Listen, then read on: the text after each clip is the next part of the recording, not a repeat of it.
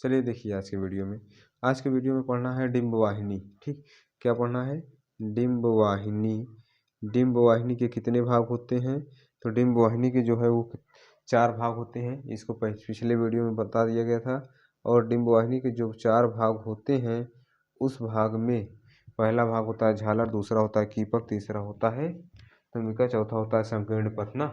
अब देखिए आज के भाग बाद में बताना है, इसके बारे में पूरी बात करनी है बस। ठीक, अब देखिए इसकी लंबाई सबसे पहले बता दें तो इसकी लंबाई जो होती है वो 10 से 12 सेंटीमीटर होती है। कितनी लंबाई होती है? 10 से 12 सेंटीमीटर लंबी होती है।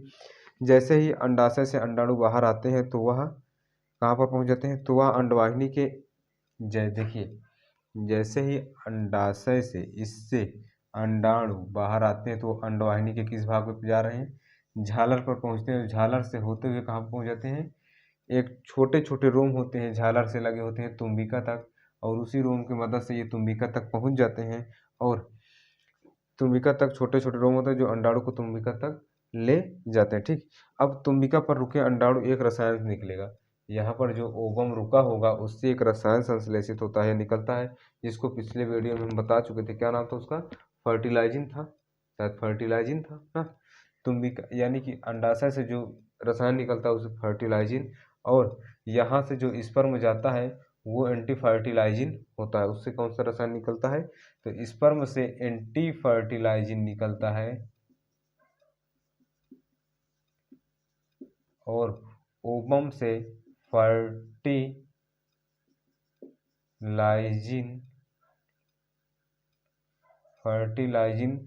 क्या निकलता है? रसायन संश्लेषित होता है। और जो फर्टिलाइजिन क्या करेगा? एंटी फर्टिलाइजिन को अपनी ओर आकर्षित करेगा। तो किसी ने पूछा था कि आतर्व चक्र क्या हर बार एक ही जगह से निकलता है, तो इस तरफ का क्या होता है?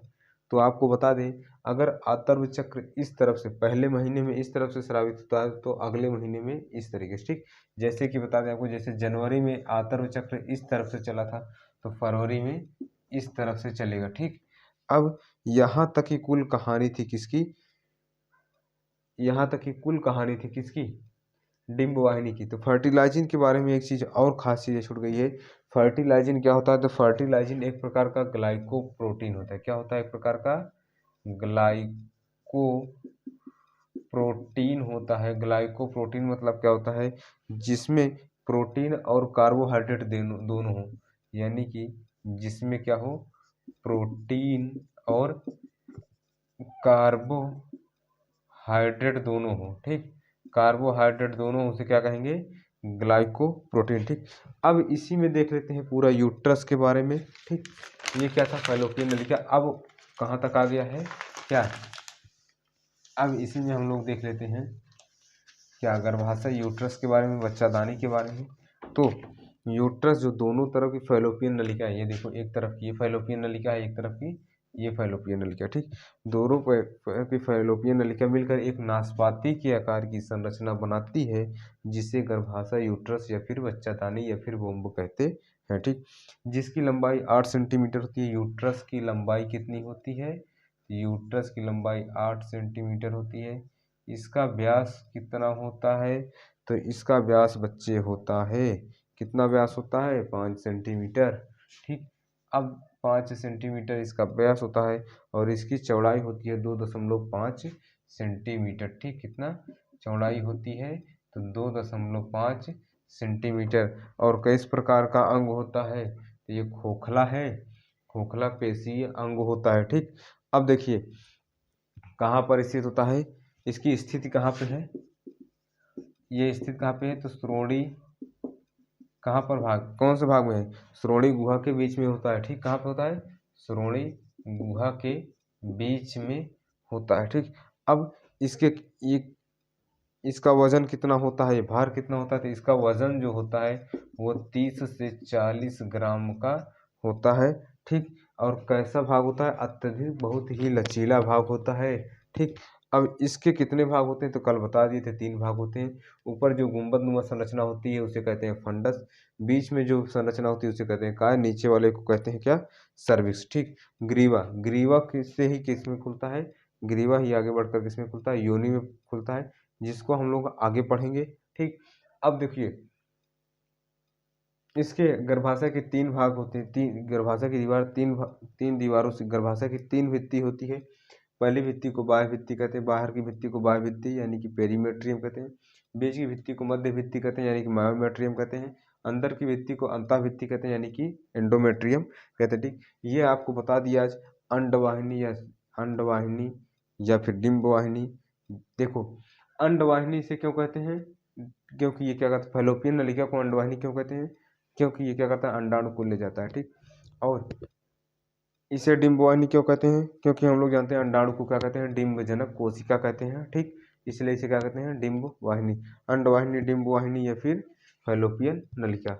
अब इसके बाद गर्भाशय को बच्चादानी क्यों कहते हैं, क्योंकि इसमें क्या रहता है, भ्रूण पलता है। ठीक, अब इसके बाद हम लोग पढ़ने वाले हैं बच्चे क्या, योनि, वेजाइना के बारे में पढ़ने वाले हैं। तो आइए देखते हैं वेजाइना के बारे में कि वेजाइना क्या होता है, और शायद ये अंतिम भाग हो किसका, नहीं ये अभी अंतिम भाग नहीं होगा, इसके बाद भी कुछ बचा होगा। तो आइए देखते हैं योनि यानी कि वेजाइना के बारे में। ठीक,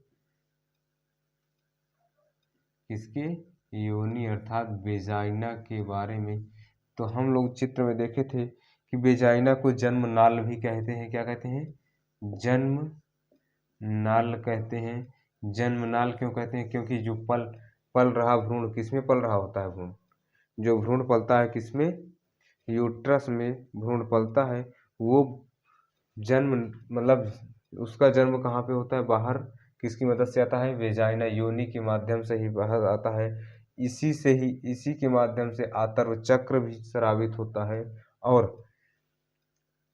और इसमें क्या होता है वेजाइना में, यहाँ योनि यानी कि वेजाइना में सर्विक्स भाग किसका, ग्रीवा का अंतिम भाग, सर्विक्स जो गर्भाशय का अंतिम भाग सर्विक्स होता है किसमें खुलता है, योनि में खुलता है। ठीक, अब यही पुरुष का, देखिए क्या क्या बता दिए, इसे जन्मनाल कहते हैं।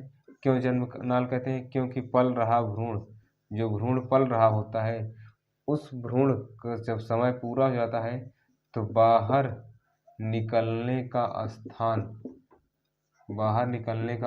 होता है, इसलिए इसे क्या कहते हैं, भ्रूण के बाहर निकलने का स्थान होता है, इसलिए कहते हैं क्या, जन्म नाल। ठीक, अब यही नर जनन अंग को ग्रहण करता है। ठीक, ग्रहण करता है, इसी के माध्यम से नर जनन अंग प्रवेश करते हैं, जिसमें क्या होता है, नर जनन अंग में स्पर्म होता है। ठीक, क्या होता है, स्पर्म होता है, इसी के माध्यम से आतर्व चक्र स्रावित तो होता है। आतर्व चक्र किससे स्रावित होता है, तो वेजाइना के माध्यम से आतर्व चक्र स्रावित होता है। तो ये हो गया वेजाइना। अब हम लोग आगे के वीडियो में और कुछ जानेंगे इसके बारे में। ठीक,